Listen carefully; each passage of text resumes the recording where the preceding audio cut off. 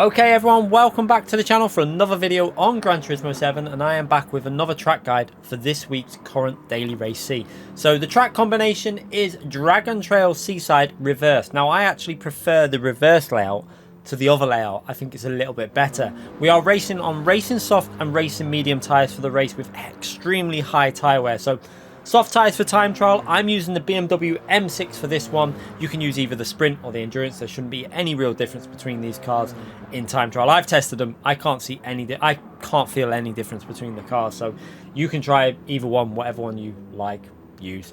But yeah, for this one, racing soft tyres. Now, if you do enjoy these videos and they help you get a little bit faster, please take a few seconds to hit that like button, subscribe to the channel, and we'll be doing more of these in the future, obviously, as we get to more new combinations. So starting the lap, obviously try and get a good solid run from the final chicane, and going into turn one, you want to get your car over to the right hand side. So we're going to slow it down now. Going over to the right hand side, we're going to be looking for the 100 board, but we're going to brake before that, and we're going to brake at the start of the curb. So you can see just at the start of the curb, making sure you're before the 100 board, get on the brakes, downshift to third gear. Now you're going to take this corner in third gear, but you want to go from a wide angle, so you're going to use some of the curb on the right to widen the line in. So down to second gear, but back up to third gear before we get on the throttle. So up to third gear, and you're going to see you want to get that left hand tyre to just graze along the curb on the left, and you're going to put the power down as you do that, and just be cautious. You see me lifting off the throttle ever so slightly there, just being cautious you don't snap the rear, because third gear with this car can be a little bit deadly. So just be a little bit cautious when putting that throttle down maximum.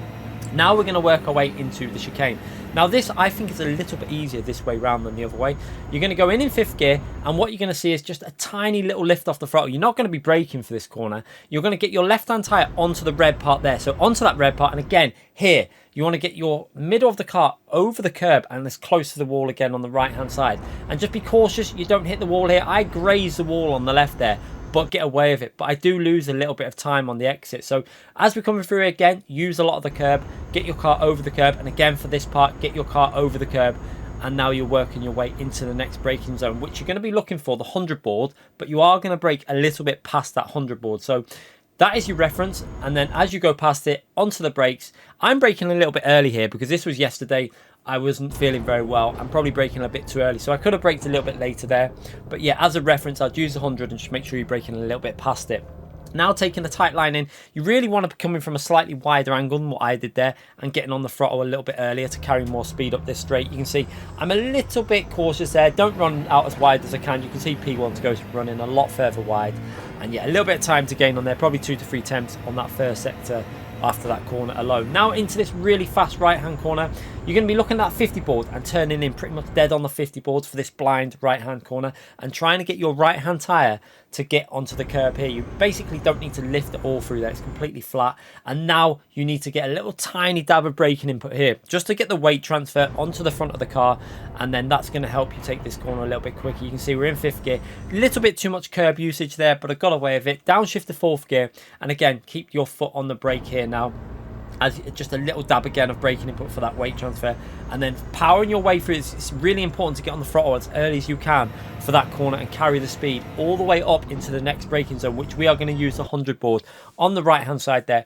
That is going to be your reference for where you're slowing down. So as we approach that 100 board, you're going to see braking inputs going in pretty much dead on that 100 board. Now you're going to use the full width of the track here, so get your right hand tyre onto the curb. This will just widen the line and give you better angle into this left hand corner. So downshift into second gear, and then as you're coming into the corner, you're going to see as you come into the apex, up into third gear, and try and get the power down. Now I could have done that a lot better there. You can see I lose a good 1/10 there at least just on the exit of that corner where I didn't quite turn it in early enough. Now I have beat this time since doing it today on my second account, so we've actually gone 2 tenths quicker. But now you're going to be looking for the final corner, for the start of the curb. That is your brake reference there, braking at the start of the curb. You can see braking inputs going in right at the start there, and you're going to go down into second or third gear depending on how you want to do it. So I go second sometimes just if I feel I'm not rotating enough, and then go back up to third gear as we get this car turning in. Now the left hand tyre, you want to be clipping that curb on the left as close as you can to the red part, and then again getting on the throttle as early as you possibly can and swinging it into this right hand apex. So you want to be up against the curb on the power and as aggressive as you can. It's so important to be aggressive on the throttle on that corner, because a half a second delay on the throttle will lose you a good 3 or 4 tenths all the way up this hill. So you want to be as aggressive as you can, carrying the speed all the way up this hill, and over the line for a 1 minute 35.4. But like I say, I have done a 35.2 now after a few laps in time trial on my second account, so I do believe we can get ourselves into the 34s pretty comfortably on this one when I put a bit of time on it. So yeah, hopefully this will help you out. We'll have a little watch of this lap from the chase camera again, and you're going to see as we just clip the wall on this chicane now, you can see I take a lot of speed into this. I nearly do this perfect. It is very close to perfection through here because we're carrying 150 through there, 151, and just the graze nearly carried 149 to 150 all the way through that corner, which would have been pretty crazy. But that little clip lost me 7 miles per hour, which lost me a fraction of time through there, but we got away without a penalty.